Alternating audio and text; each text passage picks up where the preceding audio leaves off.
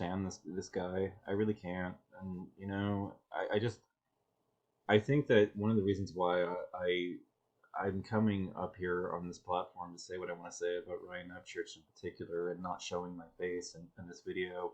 And by the way, I shaved last night. I'm just not showing myself because Ryan Upchurch will, you know, if he wants to roast, will always go for something like the sound of your voice or the way that you look, you know, and make lazy, hackneyed jokes about those two things because that's all he has. You know, let's put somebody in their place by mocking the way that they look or the way that they sound. You know, in his roast videos, that's usually what he goes for.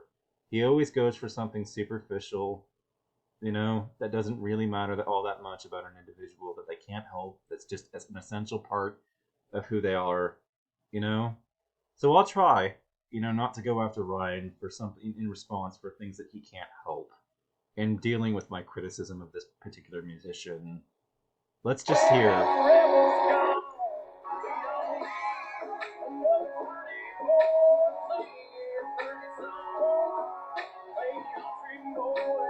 I do appreciate that there's a group of people with a laptop that's doing some interesting stuff with computers down there to make this kind of sound. I mean, it does go to demonstrate that there might be a little bit more going on than superficially meets the eye. We're accused of not liking country music, and by the way, I'm not as anti-gun as people think. If you're out there in the countryside, you probably need one just in case you are walking around and a bear, you know, just comes across you at some point. There's a fuck you though aspect. Oh, look at this. Look, all right, hold on. Let's rewind this for a second so that you can see it. Get it right up there on screen. Notice what he has in his hand, an open case of alcohol, and that's what Ryan Upchurch wants to glorify. Drunkardness, you know? He wants to glorify drinking alcohol and alcohol-related stupidity. And that is in a superficial aspect. He can control that. He has all the power not to glorify that.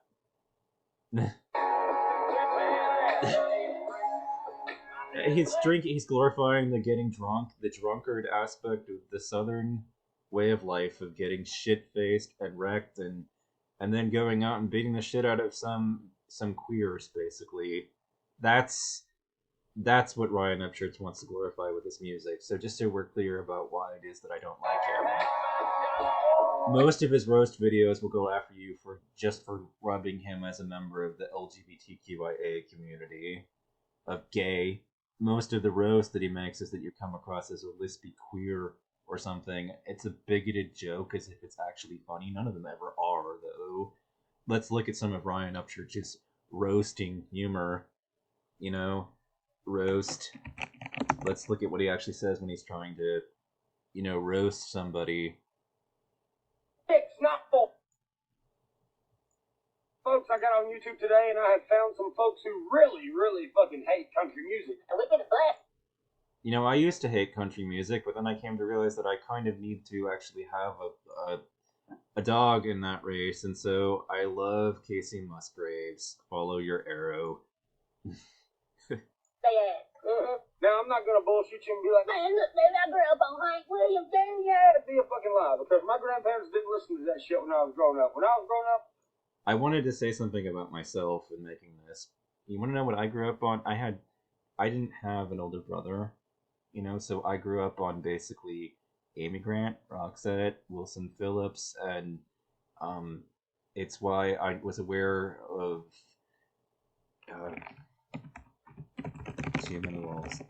Kathy Dennis, who, by the way, wrote Britney Spears. You know, she wrote the music for Britney Spears' Toxic.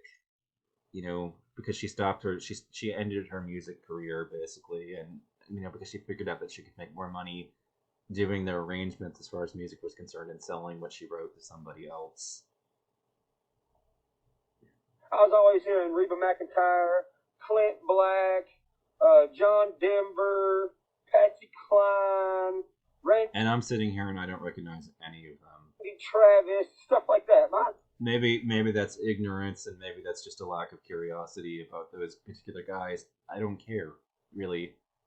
My grandparents was never bumping Hank Williams Jr. I'm not saying Hank Williams Jr. ain't great.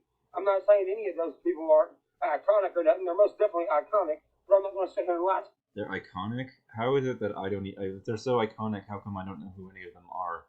You'd be like, man, I used to jam that to Hank Williams and I fucking bought it out, man.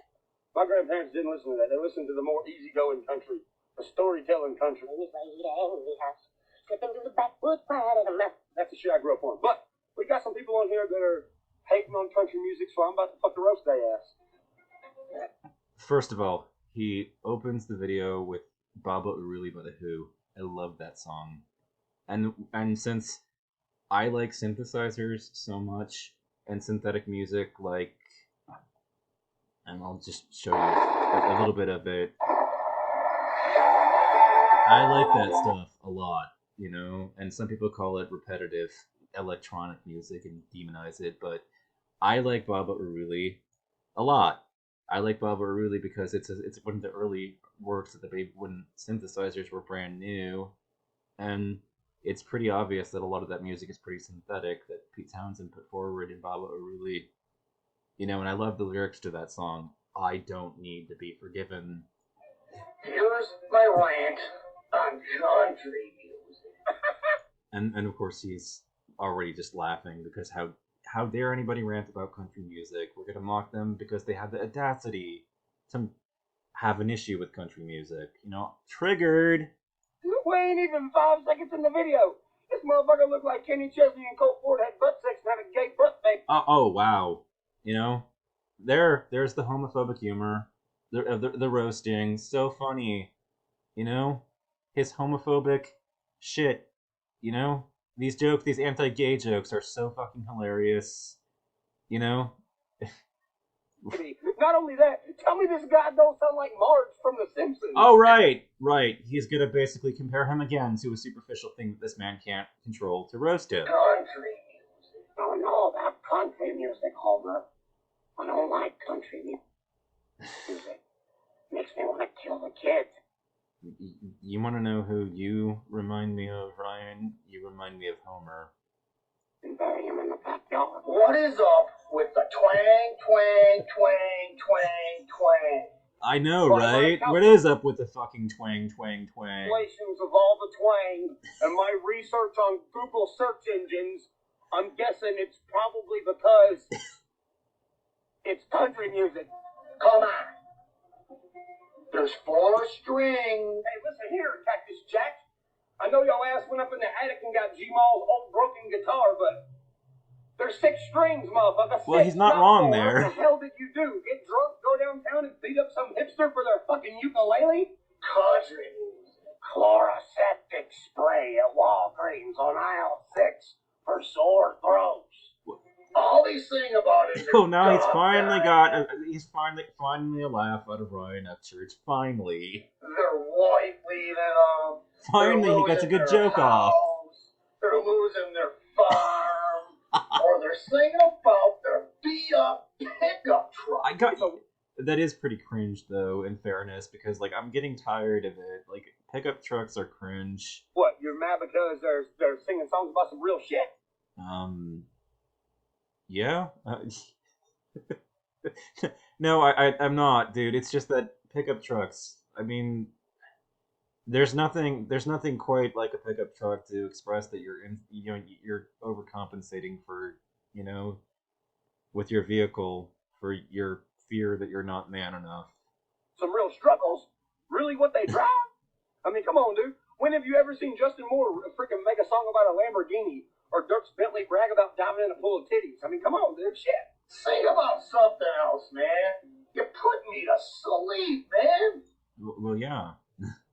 Make me want to cry and shit. Let me get this straight. You want to fall asleep and you want to cry, okay? So one of your buddies must have put estrogen in the blunt y'all smoked before you made this dumbass video. That's the only thing I can come up with. Okay. Oh, here we go. Yet again. Make fun of the trans people and people that are expressing femininity. That's really gonna resonate with somebody like me. Sarcasm. I'm out with some friends. He was out with his friends, Hillary Clinton supporters. Oh, Oh, that was such a fucking epic joke. Ha ha. Also, I hear country music. Country music, homie. I say. What do you say? I say. Come on, what do you say? Spit it out. Watch out, guys. There's a big tumbleweed coming.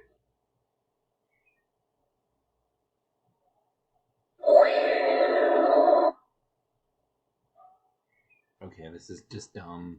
That joke was Brainless. dumb. And so was your response, Ryan? Oh, that was a close one.